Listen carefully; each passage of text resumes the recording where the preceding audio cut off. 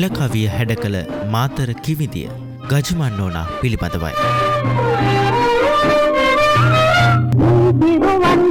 දිරුවන් පුංචි කලේ අතුර නරම් නිඳ උඩ තබුවාය කලේ දිරුවන් පුංචි කලේ අතුර නරම් නිඳ උඩ තබුවාය කලේ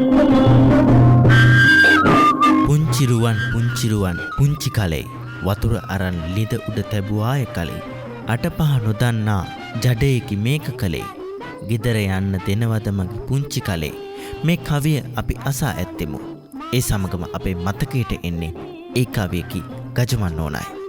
ගජමන් නෝනා වීර්තාමුල්ල පරපුරට අයත් කිවිඳියක්.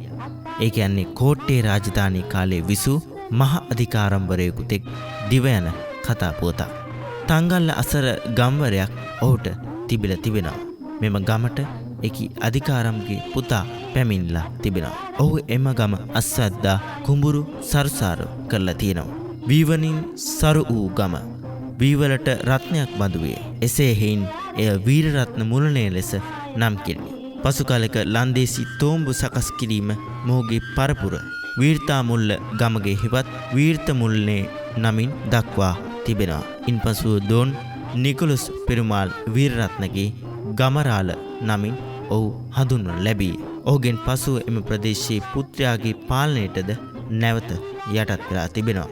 එම පුත්‍රයා ගමගේ දොන් පේද්‍රික් පෙරුමාල් නම් විය. ලන්දේසින් සමග ඉතා මිත්‍රශීලීව කටයුතු කිරීමට පෙරුමාල් උත්සාහගෙන තිබේ. ගජමන් නෝනාගේ පියා වීරතාමුල්ල ගමගේ දොන් ප්‍රැන්සිස්කු සේනාරත්න කුමාර පෙරුමාල් නම් විය. ගජමන් ආරච්චි වසම හිමිවීමෙන් පසුව ඔහු ගජමන් ආරච්චි නමින් හැඳින්වින. 1737 බෙලියත්ත ප්‍රදේශයේ ඔහු උපත ලැබීය. ප්‍රමාණවත් අධ්‍යාපනයක් ලබාගෙන සිටි ඔහු රණවක තෙන්නකොන් නැමැත්තාගේ ලිපි ලේඛන කටයුතු කළේය. ඔහුගේ කටයුතු පිළිබඳ තෙන්නකොන් හට පැහැදීමක් ඇති වූ හේයින් ගජමන් ආරච්චි ආණ්ඩුකාරවරයා වෙත රැගෙන ගියේ. 1757 අගෝස්තු මාසයේ 17 වන දින ගජමන් ආරච්චි මිලාගිරිය පල්ලියේදී බෞතිස්ම කරා. ඉන්පසුව 1758 පෙබරවාරි මාස 5 වෙනි දින ප්‍රැන්සිනා ග්‍රේරෝ හෙවත් නෝන බබා සමග විවාහ වුණා. ඇය පාඨශාලා ගුරුවරයක්. ඒ සමගින්ම ගජමන් නෝනාගේ උපතත් සිදු වෙනවා. ගජමන් නෝනා 1758 දී උපන්නා.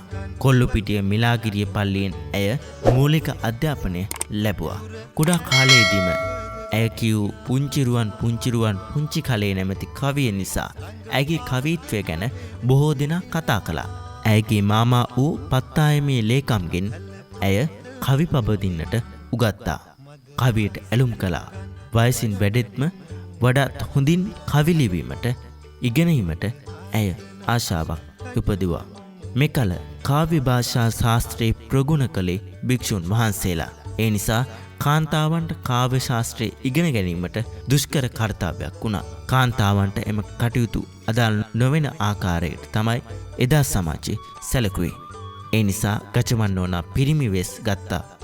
එසේ පිරිමි වෙස් අරගෙන ගජමන් කොළු නමින් කරතුට ධම්මාරාම හිමියන් වෙත ගොස් කාව්‍ය ශාස්ත්‍රය ඉගෙන ගත්තා. ඒ මාතර වේරගම්තොට විහාරයේදී තමාට අත්පා මෙහෙවර කරමින් ඉගෙන ගන්නේ කාන්තාවක් බව කරතුට හිමියන් නොදැන සිටියා. ගජමන් නෝනාගේ ළමා කාලය සහ තරුණ කාලය ඉතා සතුටින් ගෙවි ගියා. ඇය සමකාලීන උගතුන් මෙන් භාෂා ශාස්ත්‍රයේද ප්‍රගුණ කළා. ඇගේ කවිත්වය රට පුරා පැතිර යාමෙන් කීර්තිය ඇය වෙත ගලා ආවේය. ඇයට අවුරුදු 22ක් පරිපූර්ණ වන විට ගාල්ලේ තල්පේ මෙරෙන්චිකේයි ගාද්‍රේස් ආරච්චි සමග ඇය විවාහ වුණා. ඔහු ලන්දේසින්ගේ දේශීය හේවා බටෙක් වුණා. පසුව ආරච්චි නිලයකට උසස් කෙරිනි. පෘතුගීසි බසින් ගාර්දියේ යනු බට පිරිසයි. එවකට ගාර්දියේ අතපත්තුවේ හේවා වසම් කළ පිරිස ගාර්දියේ ලෙස හඳුන්වනු ලැබුව. මෙම ගාර්දියේ සේවා සැපයූ තැන ගාර්දියේ මඩුව යනුවෙන් හඳුන්වනවා. සිංහල රජුන් යටතේ මඩුවේ ලේකම් ලෙස හඳුන්වනු ලැබුවේ ප්‍රධාන අනදින නිලධාරියායි. මේ අනුව ගජමන් නෝනාගේ සැමියාගේ තනතුර කුමක්දයි පැහැදිලි වනු ඇත. ගජුමන් නෝනාගේ සැමියාද කවියට ලැබී ඔහු කවි කියූ බව සඳහන් වේ. ගජමන් නෝනාගේ මුල්ම දරුවා දොන් ජුවානිස් අල්විස් නම් විය. එම දරුවා ඉපිද වසරක් පමණ පසු ගජමන් නෝනාගේ සැමියා මිය ගියේ. සැමියාගෙන් ලත් සුවිශේෂ ආදායමට ඇයට නොතිබිණි. ජීවත් වීමට මග නොවුයෙන් ඇය තම මව්පියන් වෙත ගියා. දෙවැනි විවාහය කර ගැනීමට ඇගේ පියා ඇයට බල කළේ එබැවිනි. එවකට මාතර උයන්වත්තේ විසූ දොන් ග්‍රේබ්‍රියල් හෙන්රික් සිරිවර්තර සමග ඇය දෙවන වරටත් විවාහ වුණා. යළිත් සාමෙන් සතුරින් ඇයගේ ජීවිතය ගලා යන්නට වුණා. මෙම විවාහයෙන් දොන් ගිරිගෝරිස්, දොන් දාවිත්, දොන් දියස් යනුවෙන් පුතුන් 3 දෙනෙකු ඇයට උපන්නා. ටික කලක් පසු දෙවැනි විවාහයේ සැමියාද මිය ගියා. ඉන්පසු ඇය යළිත් අසරණ වුණා. දරුවන් 7 දෙනෙකු රැක ගැනීමට ඇයට මගක් නොවිය. මේ අතර වාරයේ විමලසේකර මුහන්දරිම් සමග යුගදිවයට ඇතුල් වීමට පියා බල කළා. ඇය එකඟ වූවාය. එහෙත් නොබෝ කලකින් විමලසේකර මුහන්දරිම් කාලක්‍රියා කරා. 1801 දී ගජමන් නෝනාගේ පියා මිය ගියා. ඉන් ඈ කබලෙන් ලිපට වැටුණා මෙන් අසරණ වුණා. පියාගේ අභාවය පිළිබඳ විවිධ මත පළ වෙලා තිබෙනවා. ඉන් එක් මතයකට අනුව කසාගල විහාරස්ථානයේ හීලා ඇතකු විසින් පහර දෙලු ලදුව මිය ගියායන් යන බවද ගජමන් නෝනාගේ පියාගේ හොඳ මිත්‍රයෙකු වුණ කසාගල විහාරාධිපති කදුරුපොකුණේ සෝමතිලක හිමියන් මුණගැහීමට යන අතරමඟ මියගිය බවටත් විවිධ මත පළ වී තිබෙනවා. කෙසේ වෙතත් ගජමන් නෝනාත් පියාගේ වියෝව පිළිබඳව මෙසේ ලියා තිබෙනවා. පියසිය නගමිනේ යනෙනාතුරු එහෙන පියසිය නගමිනේ සිය උකුලට රැගෙන පියසිය නගමිනේ වැඩුණු අප සුත පෙමින පියසිය රුදුවනේ මරුමුව වැදගිලුණ.